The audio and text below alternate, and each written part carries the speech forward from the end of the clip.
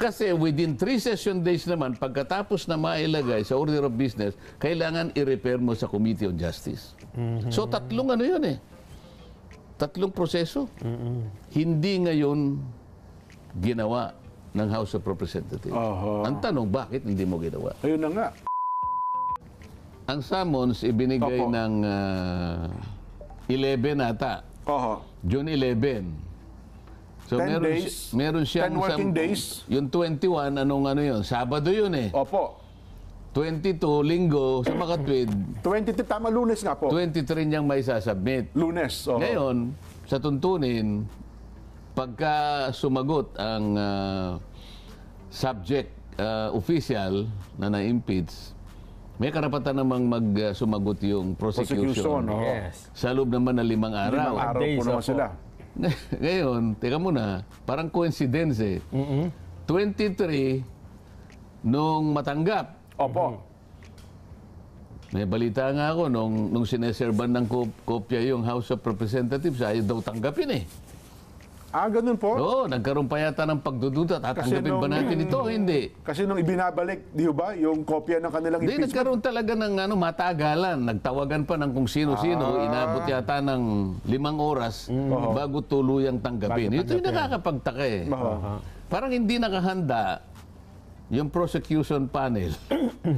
Ba't di mo tanggapin?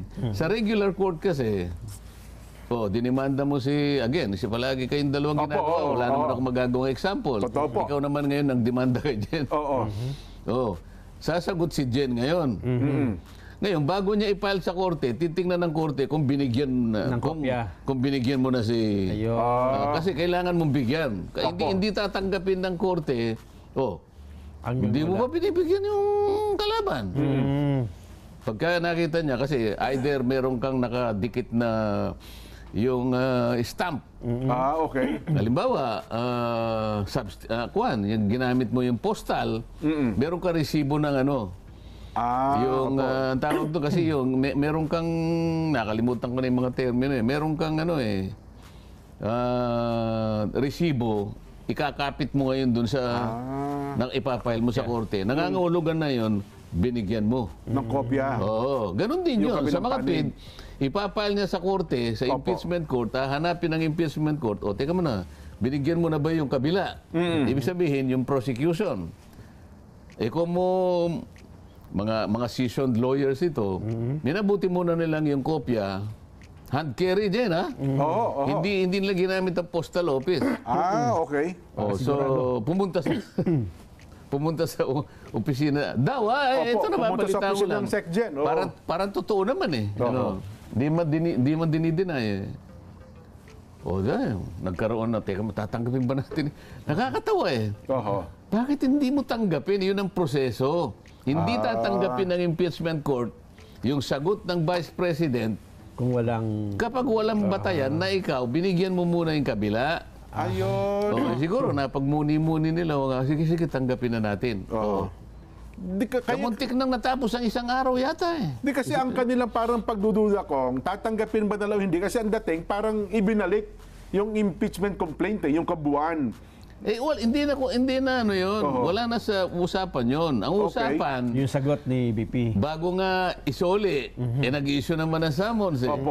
Sasagutin naman yun. So, proseso yun eh. Ayun. So, binigyan na siya ng 10 araw. Wala nga namang hindi niya sagutin sa loob ng 10 araw. Nagkataon lang kasi, yung 21, Sabado, wala namang opisina. Kaya Lunes sila na sumagot. Kaya talagang napunta ng 23. Ngayon, di 23. Kung sasagot ngayon ng House of Representatives, 5 araw, di 28. So na yun. Tama. July 28, ang araw ng SONA. Tama. July 28. Paano ngayon yan? July 28, tapos na yung di ba? June pa lang tayo, Kong. June 28 ang ibig ko. June 28. June 28 ang ibig ko sabihin. Di tapos. Kailan ang session ng Kailan yung regular session ng 28? Kasi naka-sinid yan eh. Di ang papatakbo yun yung... tuloy ako. June 28 ang ibig ko sabihin.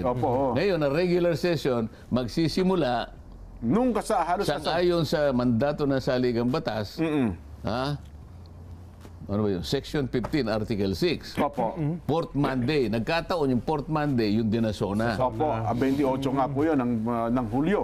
Ngayon, yung pag ano ng 28 ngayon, ang plaso ng prosecution. 5 days eh. Opo. June 28. Ano yung June 28? Anong araw yun? Ano na nga ba ngayon? 26 ngayon eh. 6. Papatak na linggo. Linggo nga. Oo. Sa linggo na. Ito linggo na darating na po. Kasi at 30 yung... at 30 yung Lunes eh. 27. 28 bukas. 28 bukas. Bukas. Oo, bukas. 29, 30 yung Lunes. Sabado po pumatak yung ano. Oh. 30, tapos na ang 19th Congress. Ayun na nga po, yung Lunes Sa at Monday. tanghaling tapat. Di ba ang pinag-uusapan natin, ano ba yung wakas ng 19th Congress at yun naman ang pagsisimula ng 20th Congress? Opo. Di ba? June 30 Kaya akala mo ng talaga, tanghaling tapat. parang isinulat sa ano talaga, Oo, nga po. parang kwentadong-kwentado eh. Parang- sabi niya, Parang may hula eh. So, di mo nakita, parang ano eh, parang nakasulat sa 10 days kanya. Opo. Sinasabi nila, talaga yatang kinuwenta yata talaga ni Chisito eh, sabi niya. Malay mo, di ba? 10 days.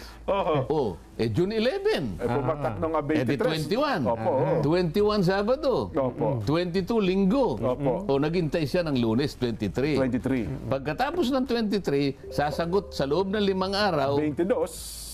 magiging June 28 naman yan. Sabado. Sabado na naman yan. So, linggo. Ang 29, Linggo. At 30. At Lunes. 30, Lunes. tapos ang 19th Congress. Ano ngayon ang gagawin mo? Tapos na eh. Ayun na nga. Parang naggano lang, parang Parang formality na lamang ang nangyari doon. ibig sabihin talagang nagpasahan lang ng mga papel. Pagkatapos niyan, tapos na tayo. Yun ang simula ngayon ng 20th Congress.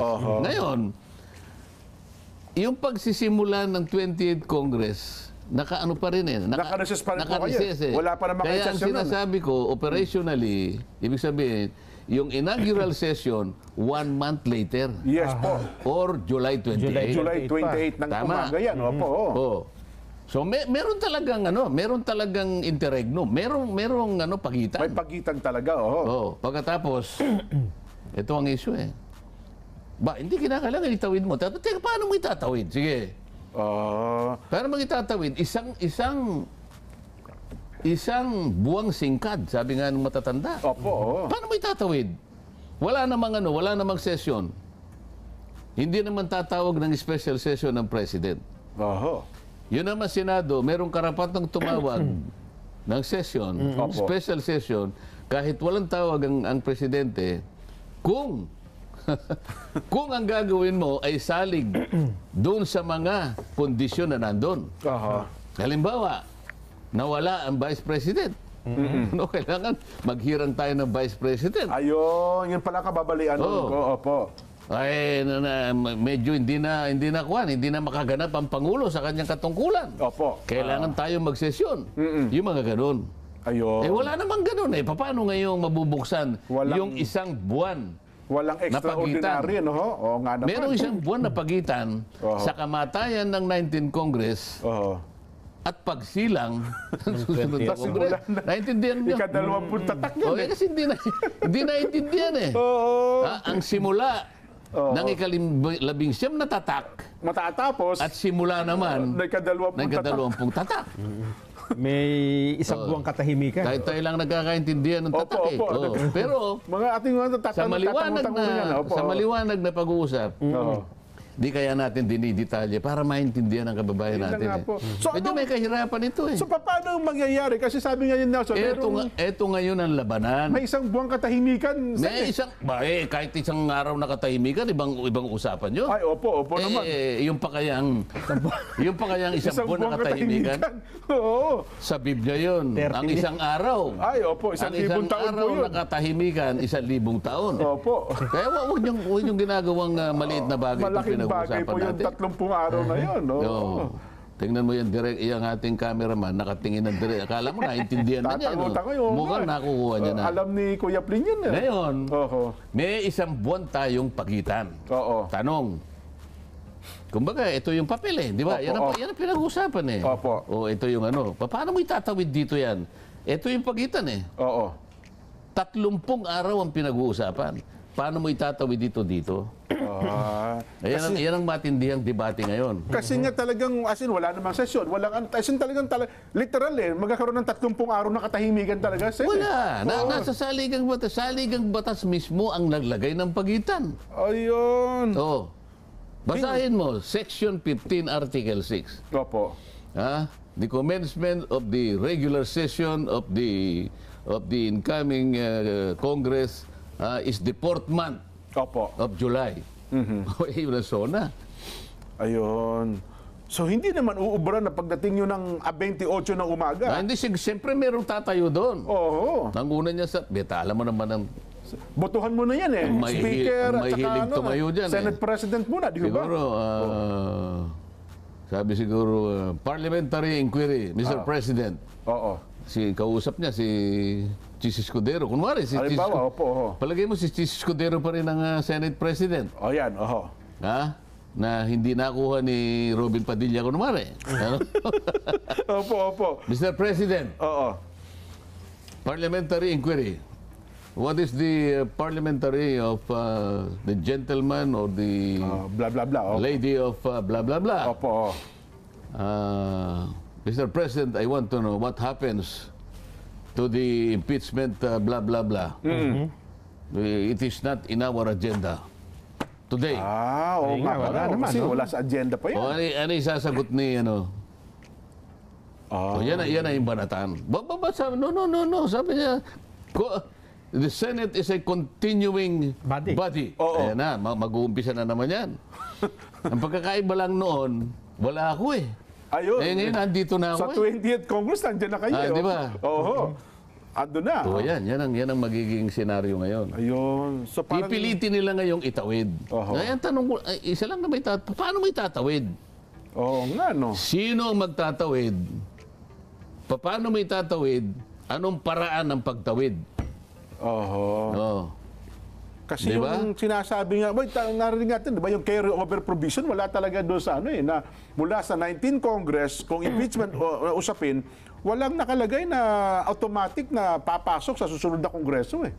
Di ba, Sen? Diba? Yan nga. Yun ang nga magiging yung, debate ngayon kung paano, well, magandang abangan yan. Oho. Pero ang itinatanong din ng iba, Sen, ay ano ba yung ipinail na reply ng Vice President? Kasi answer ang tawag doon. Answer, yung Ang reply, yung sa prosecution. okay, yung answer okay. ay yung Answer ad cautelam. ad cautelam. Ano ba yung ad cautelam? Latin words yan. Mga Latin yan eh. Parang masarap kainin eh. Pag sinabi kasi sa yung mga abogado, pag gumamit ng ad cautelam, Opo. minsan may mahaba pang ano yan eh. May mahabang answer ex abundante ad cautelam. Ganun pa eh. Ito may shortcut yan. Ibig lang sabihin, sinasagot kita na merong babala. Ba may babala? Ba, may warning pa, Ibig sabihin, yung gusto kong maintindihan mo na kaya bakit kong sinagot ng ganito. Okay. Kamukha nung kanyang ginawa, kaya niya sinabing ad cautelam, kahit na sumasagot ako sa iyo, hindi ko itinatanggi na, hindi ko kinikilala pa rin na may jurisdiction pa rin ang impeachment court. Kasi baka akalain nila, sumagot ka na eh. Di inaamin mo yung jurisdiction. Hindi kaya nga ad cautelam. Yun ang ano. Hindi pa subali. Yung pala ibig sabihin. Meron siyang itinitirang ano, hindi ko, sasagot ako, pero hindi ko kinikilala. Yun ang ad cautelam. Ayun. Di ba? So bagamat sumagot siya, hindi naman ibig Sa sabihin mga tweet, pag sinagot ko kanya, parang hindi ko dinideny. May denial ako dyan. Kaya meron siyang tinatawag na affirmative defenses. Meron siyang affirmative allegations, meron siyang affirmative defenses.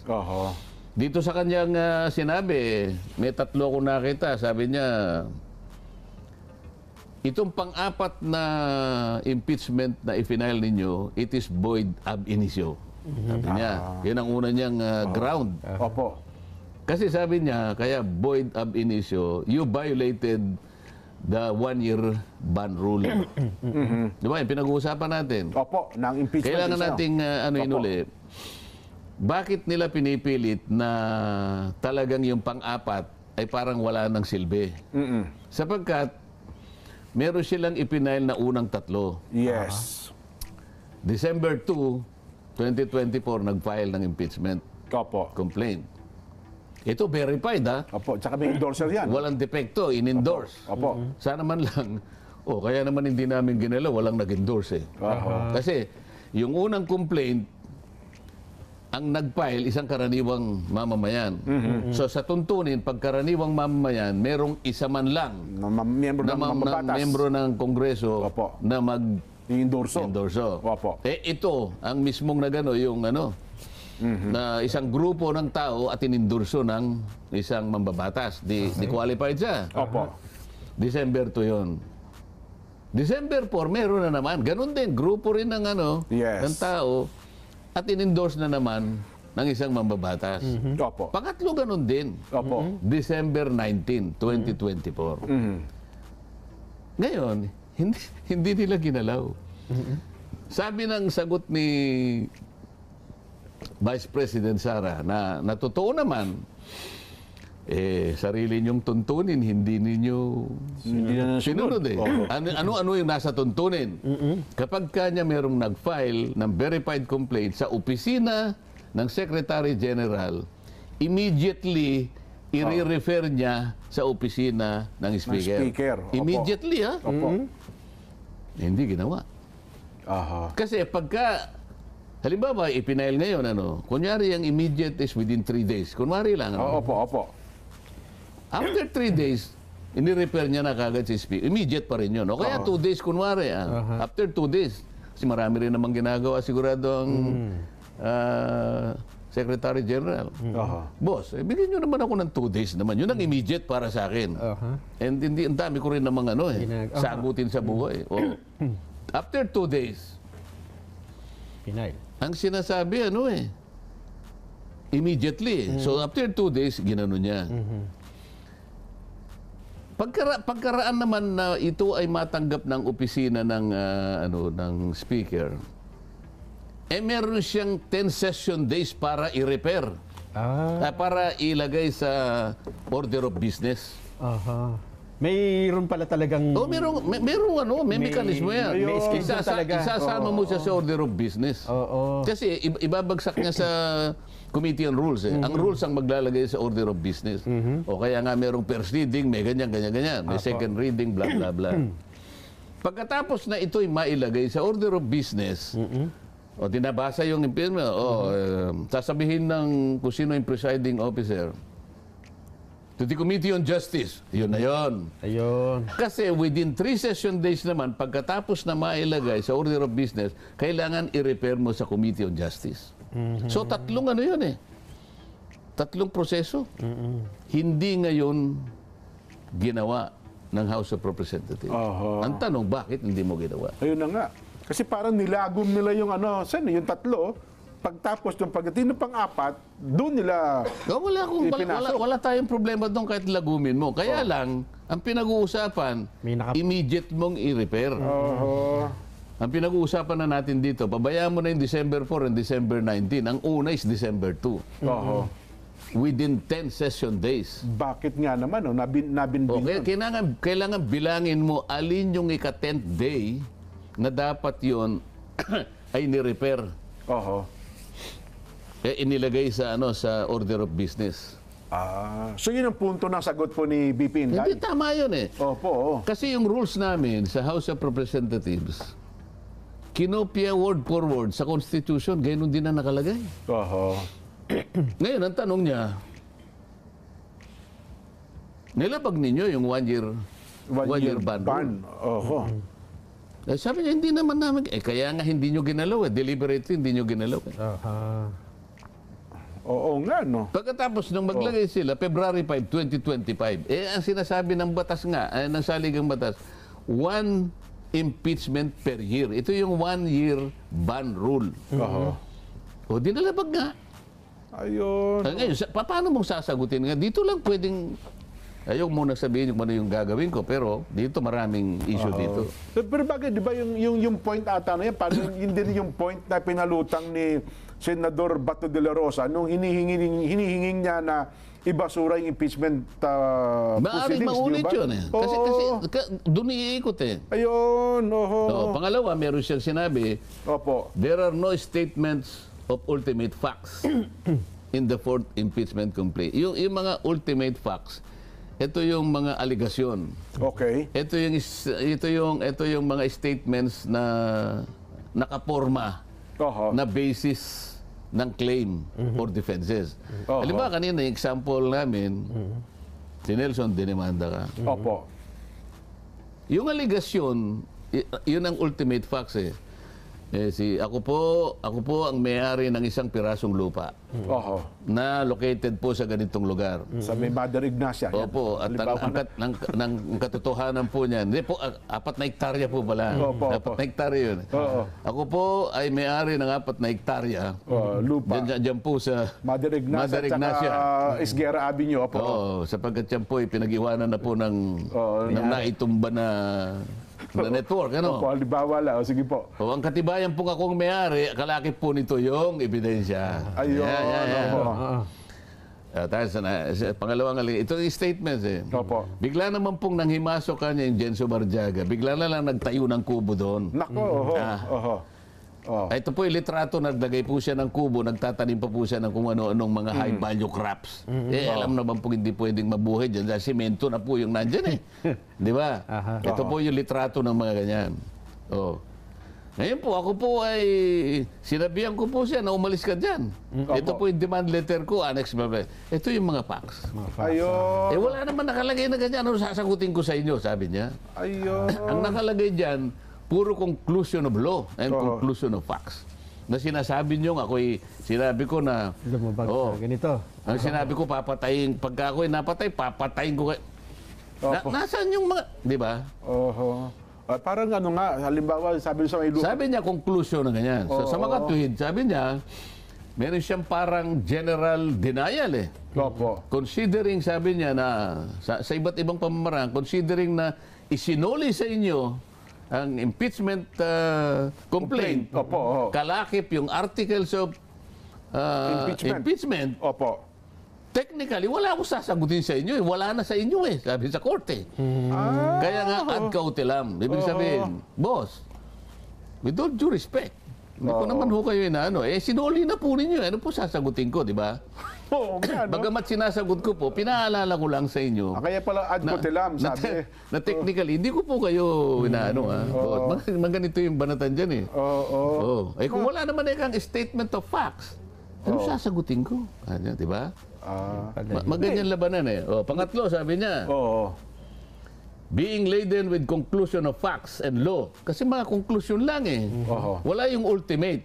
Okay, opo. Di ba? Oho. The fourth impeachment complaint is a clear abuse of impeachment process. Isang malinaw na paglabagan niya sa proseso ng impeachment. Opo. Kasi ang impeachment malinaw naman eh. Okay. Wala naman kayong nilalagay. Inaakusahin ninyo ko, wala naman kayong statement of facts na kung saan nyo Opo. Ang isa pa rito, nagpunta siya sa Korte Suprema. Sinabi niya na ito bago pa siya sumagot eh. Opo. Ngayon, hindi ko malaman kung mauuna ang Korte Suprema kasi may may question nalalaman na pala ako, doon, no? may nalalaman naman akong jurisprudence. Kung minsan ang Korte Suprema, sabi niya, hindi muna sila yung mauna kasi Opo. sila yung sasalig ang batas yung Igalang impeachment natin court. yung kanilang kapangyarihan. Tama. Igalang natin yun. Sila lamang, sabi niya, ang merong karapatan to hear and decide Yes. cases of impeachment. Oho. Sa ibang pagkakataon naman kasi, nangunguna naman ng ano. Kaya dito, malaman natin, Opo. uunahan mo ba o magpapahuli ka? Oho. Kasi parang tahimik ang Korte Suprema ngayon. Usapin na yan, Sen. Di ba? Oo, yun muna. Yun muna kasi kasali na ako dun sa ano eh. Para hindi nila tayo kung ano man yung... Oo nga po. di ba? So, yun ang aabangan pala natin, Sen. Ano?